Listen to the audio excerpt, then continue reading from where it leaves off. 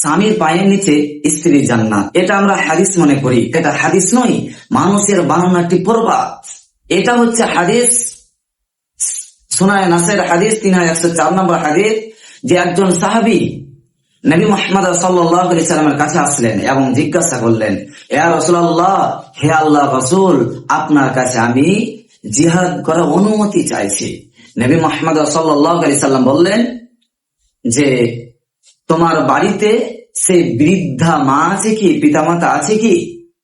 সেই সাহাবী বললেন, ইয়া রাসূলুল্লাহ, হে আল্লাহর রাসূল, নাআম, হ্যাঁ, আমার বৃদ্ধ মা আছে।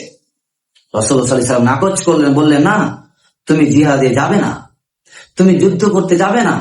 তোমার বাড়িতে যেই বৃদ্ধা মা আছে, বয়স্ক মা আছে, সেই মায়ের সেবা যত্ন করো, সেই মাকে সন্তুষ্ট করো, সেই মায়ের সেবায় নিয়োজিত থাকো, কারণ সেই মায়ের পায়ের নিচে রয়েছে জান্নাত, সেই মায়ের পায়ের নিচে রয়েছে জান্নাত।